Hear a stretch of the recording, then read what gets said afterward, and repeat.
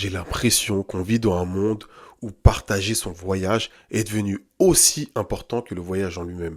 Et ça, c'est un sujet dont je voulais vous parler, parce que je trouve ça quand même très très très grave. Dans cette vidéo, on va parler des personnes qui partagent leur voyage sur les réseaux sociaux. Parce que le fait de partager son voyage sur les réseaux sociaux peut vraiment avoir un impact directement sur leur propre voyage. On peut se le dire clairement, aujourd'hui, voyager, ce n'est plus juste visiter un pays, mais c'est surtout une image sociale qu'on veut avoir et surtout qu'on veut montrer aux autres. Et c'est ça qui est très grave. C'est qu'aujourd'hui, il y a beaucoup de personnes qui partent en voyage, non pas pour vivre des expériences, pour découvrir des nouveaux lieux, etc., mais pour montrer aux autres qu'elles vivent aussi des moments uniques, entre guillemets uniques, parce que c'est des moments qu'ils ont déjà vus sur des comptes de voyage, etc. Et ça a complètement changé si on prend par exemple quand les gens voyageaient il y a 15, 20, 25 ans. Ça a complètement changé le game. Les réseaux sociaux ont vraiment changé les règles du jeu. Et c'est ça qui est complètement fou, c'est qu'il y a certaines personnes qui vont partir de certaines destinations, dans certains pays, uniquement pour avoir des photos de ce pays-là et les poster sur les réseaux sociaux, juste pour avoir une sorte de validation par leur audience ou par leur entourage. Et c'est ça qui est triste et en même temps assez fascinant, parce que payer plus de 1000, 1500, 2000 euros pour aller à l'autre bout du monde, mais surtout pour être validé socialement, là on a vraiment atteint un niveau différent du voyage. Je ne sais pas si vous imaginez partir à l'autre bout du monde dans le simple but et d'avoir une approbation sociale. Là, c'est vraiment intéressant comme sujet. Et je suis sûr que dans ton entourage, tu as aussi des personnes qui ont besoin d'approbation sociale par rapport à leur voyage. Et aujourd'hui, c'est totalement normal d'aller sur Instagram et de voir des plages paradisiaques, de voir des monuments, de voir plein de choses.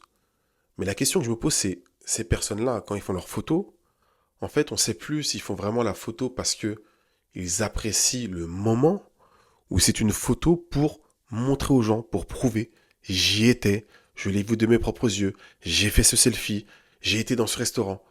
En fait, avec cette nouvelle vague-là de posts internet par rapport au voyage, tous les pays, toutes les villes, etc., on ne sait même plus pourquoi les gens vont vraiment en voyage. Ça, c'est très grave, je trouve. C'est vrai que ce type de personnes, en général, quand ils vont dans un pays, ils attendent le voyage parfait.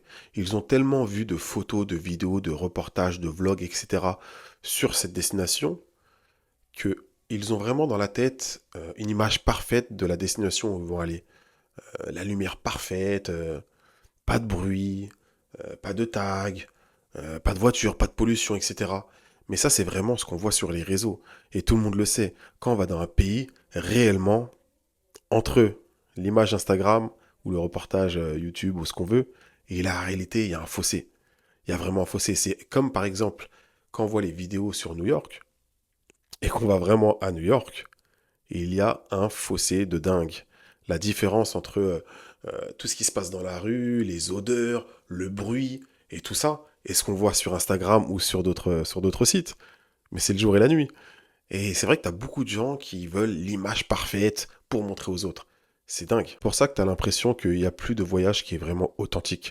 Quand tu regardes sur Internet et que tu vois les vidéos de certaines personnes ou les photos, tu as l'impression que ce n'est plus authentique. Tu as l'impression qu'ils ne voyagent plus vraiment pour visiter le pays, mais juste pour montrer aux autres.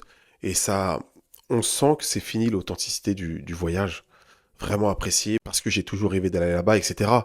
C'est un peu fake en fait. Je trouve ça un peu fake. Dites-moi vraiment ce que vous en pensez. Ou si vous avez des gens comme ça de votre entourage. Ou peut-être vous, ça peut arriver. Il n'y a rien de mal à ça. Mais c'est juste que c'est intéressant de voir qu'on peut partir en voyage, mais juste pour avoir des images et montrer aux autres qu'on l'a fait aussi. Juste pour avoir une sorte de validation. Même les destinations ou les activités que les gens font sur place.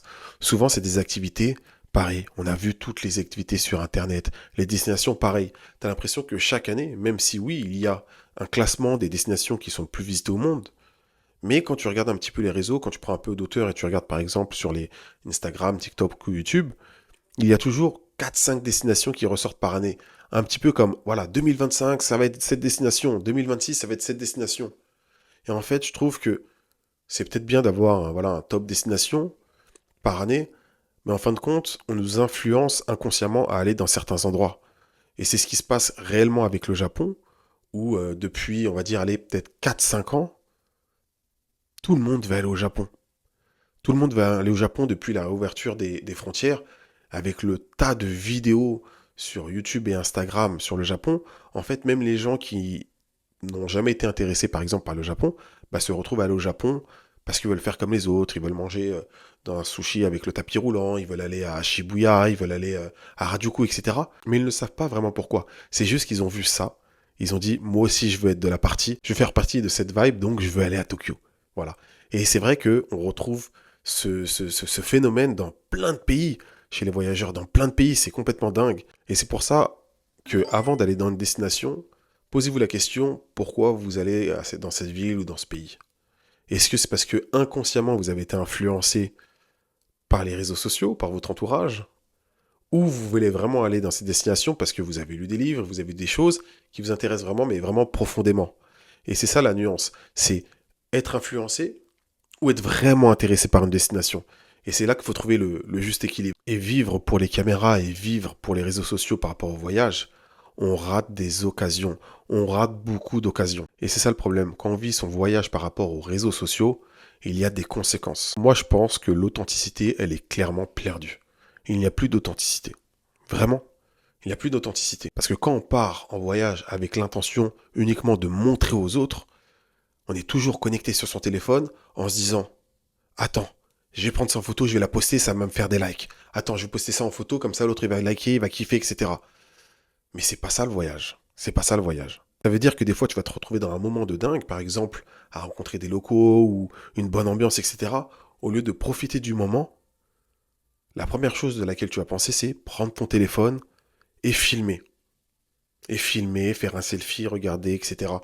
C'est cool, ça te fera un souvenir, mais range ton téléphone tout de suite et va profiter de l'instant. Et c'est pour ça que je trouve que cette authenticité commence à se perdre. Et c'est déjà perdu pour certains, qui sont à fond sur les réseaux, mais surtout qui vivent à travers les réseaux sociaux. Après, bien sûr, c'est important de prendre des souvenirs. Mais s'il y avait une balance entre prendre des souvenirs et vivre le moment présent, personnellement, je saute dans le moment présent. Je trouve que c'est beaucoup plus enrichissant et beaucoup plus intéressant et excitant de vivre le moment présent que d'être toujours derrière son téléphone, à prendre des photos, à faire des selfies. Après, bien sûr, chacun fait ce qu'il veut et chacun vit son voyage comme il veut. Et c'est dommage des fois d'aller à l'autre bout du monde et d'être 100% connecté à son téléphone. Et surtout, tout ça a un impact sur le bien-être du voyageur, sur la personne. Parce que à chaque fois que ces personnes-là vont en voyage, ou qu'on est à fond, voilà, à avoir la photo parfaite, le lieu parfait, la bonne visite, le bon angle, etc. Et le problème, quand on est dans ce mood-là, aller en voyage pour vivre à travers les autres, pour vivre à travers les réseaux, c'est qu'en fait, on pense directement à générer des photos ou des vidéos qui auront un maximum de likes. Alors que il faut vraiment apprécier son voyage. Je répète encore, mais il faut vivre à fond son moment, son voyage. T'as attendu peut-être 1 mois, 2 mois, 3 mois, 4 mois, 6 mois pour aller à ta destination où tu voulais aller. Pourquoi tu te prends la tête à vouloir avoir la photo parfaite, le like parfait, etc. Non, juste kiffe, apprécie le moment, va kiffer. Ça va clairement nuire à ton immersion dans ton voyage. Parce que tu ne seras pas détendu, tu seras tellement à fond dans ton il me faut des photos, il me faut des likes, il faut que je montre aux gens, il faut que je montre aux gens que je suis ici. Non, t'as besoin de prouver à personne. T'as besoin vraiment de prouver à personne que t'es en voyage et que tu peux y aller. Personne. Tout le monde s'en fout en fait. Le meilleur moyen d'apprécier son voyage, c'est d'être en immersion et de pas trop être connecté à son téléphone. Bien sûr, il faut faire des souvenirs, des voyages, des belles photos, parce que c'est aussi ça qui nous remémore un petit peu dans 5 ans, 10 ans, 15 ans, 20 ans, où on était, avec qui, comment on a kiffé. Mais sans être trop connecté. Vivez pour vous et pas pour les réseaux sociaux, vraiment, c'est important. C'est un peu comme les gens qui ont une checklist à valider d'un pays. Ça veut dire qu'il y a certaines personnes, ils vont aller 10 jours dans une ville ou dans un pays, et ils ont une grande checklist de lieux à visiter.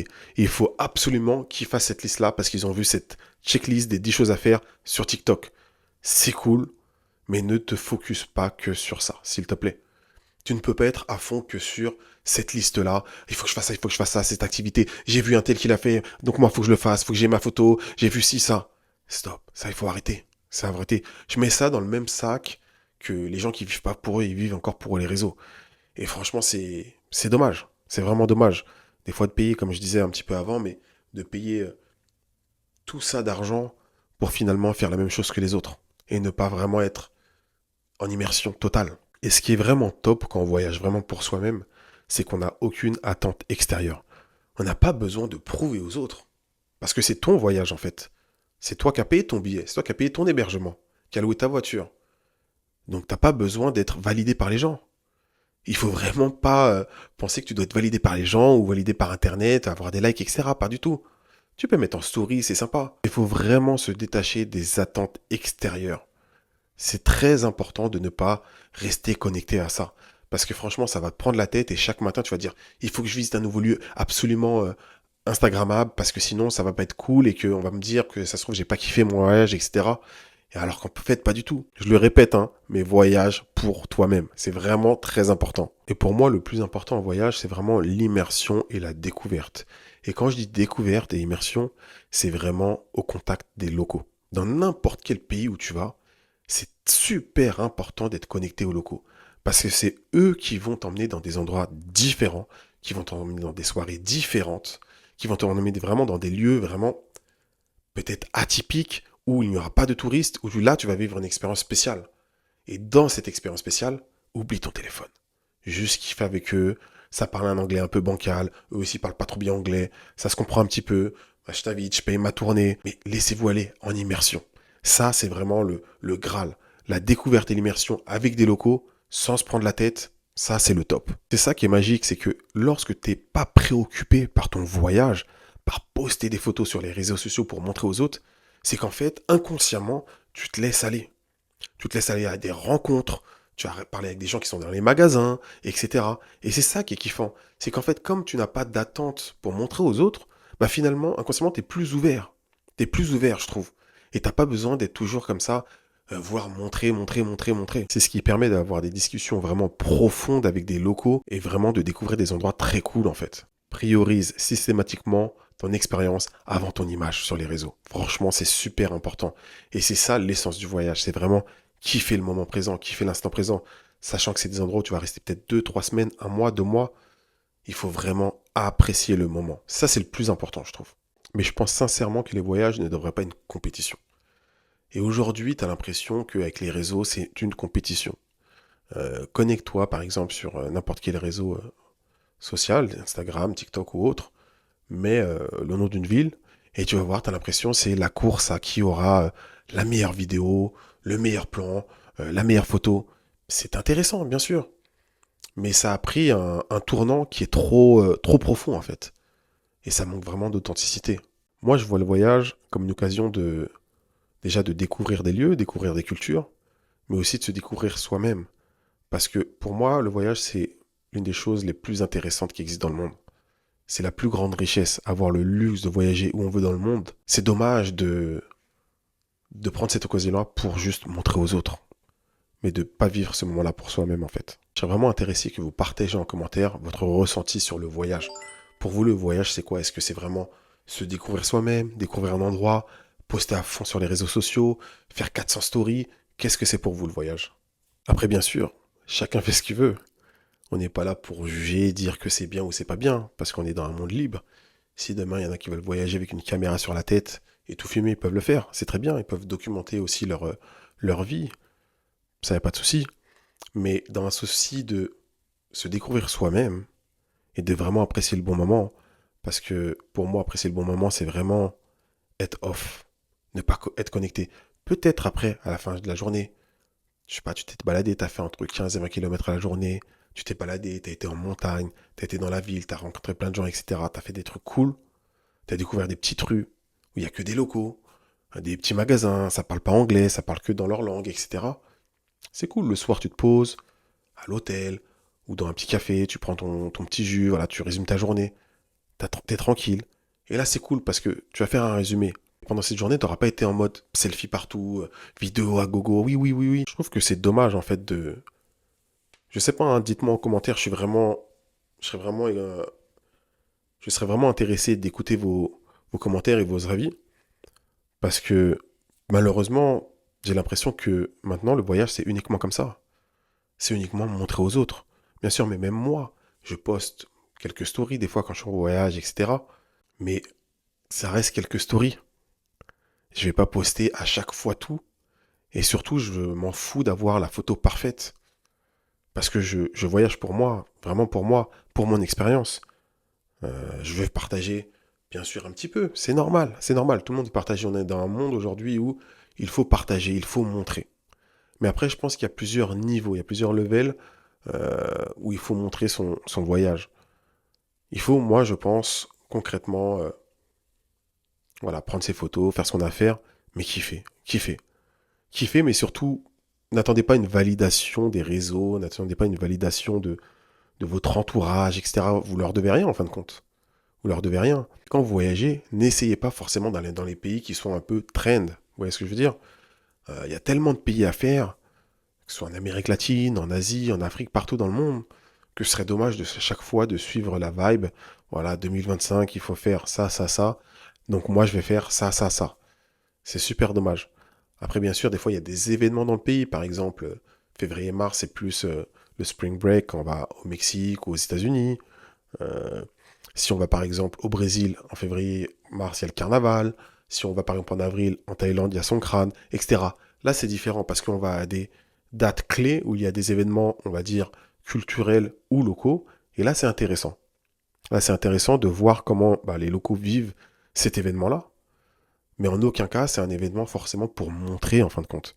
C'est juste qu'on veut découvrir une facette d'une culture par rapport à une date donnée et qu'on veut voilà vivre cet événement-là. Par exemple, moi j'avais été en Thaïlande à Songkran il y a quelques années et j'avais découvert quelque chose qui était complètement dingue.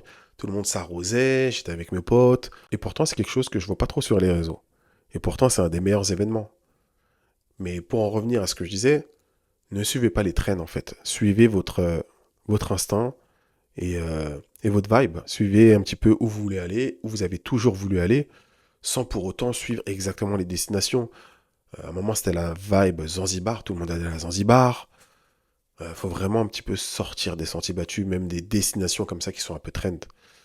Après, vous faites ce que vous voulez, bien sûr, mais c'est dommage à chaque fois, et surtout que quand ces destinations-là trend, ça coûte toujours plus cher. Ça coûte toujours plus cher, vraiment. Après, faites ce que vous voulez, bien sûr, mais en tout cas, si j'ai quelque chose à dire pour clôturer cette vidéo, ce serait vraiment de voyager pour soi.